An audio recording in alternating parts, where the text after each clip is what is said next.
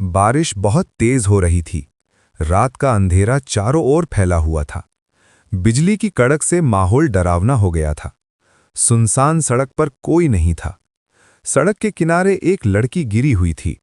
उसका शरीर पूरी तरह भीग चुका था। उसके होंठ ठंड से नीले पड़ चुके थे। उसकी सांसें बहुत धीमी चल रही थीं। उसका नाम आर्या था। कुछ साल पहले अंबरगढ़ नाम का एक समृद्ध राज्य हुआ करता था। वहां के राजा वीरेंद्र प्रताप एक न्यायप्रिय शासक थे। राज्य में हर तरफ खुशहाली थी। राजा का एक ही बेटा था। उसका नाम अर्नव सिंह था। अर्नव बचपन से बहादुर और समझदार था। सब कुछ ठीक चल रहा था, लेकिन एक दिन सब बदल गया।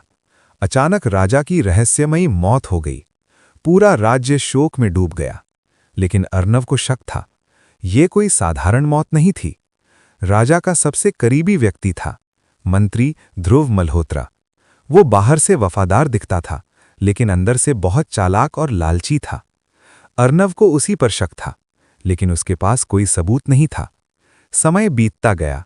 अब वर्तमान में वही तूफानी रात थी। अर्नव अपने घोड़े पर सवार था। वो अपनी हवेली लौट रहा था। तभी उसकी नज़र सड़क किनारे पड़ी उस लड़की पर गई। वो रुक गया। उसे लगा ये कोई जाल हो सकता है। फिर उसने सोचा, अगर ये जिंदा है तो इसे मरने के लिए नहीं छोड़ सकता। वो घोड़े से उतरा, लड़की के पास गया। उसने उसे उठाकर देखा। उसका शरीर बर्फ जैसा ठंडा था। वो बेहोश थी। अर्नव उसे अपनी चादर में लपेटकर हवेली ले आया। कुछ समय बाद आर्या को होश आया।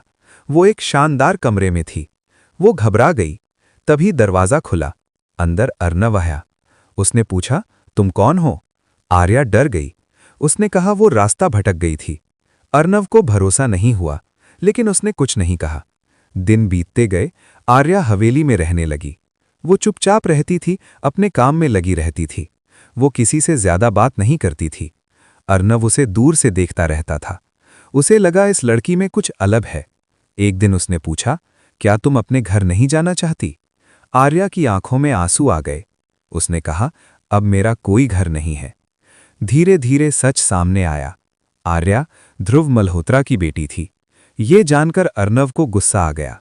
उसने सोचा वो उसका इस्तेमाल करेगा, लेकिन उसका दिल उसे रोक देता था। आर्या बहुत सीधी और सच्ची थी। उसने कभी कुछ नहीं मांगा। एक दिन बगीचे में वो पौधों को पानी दे रही थी। अर्नव उसके पास आया। उसने पूछा, तुम इतनी चुप क्यों रहती हो?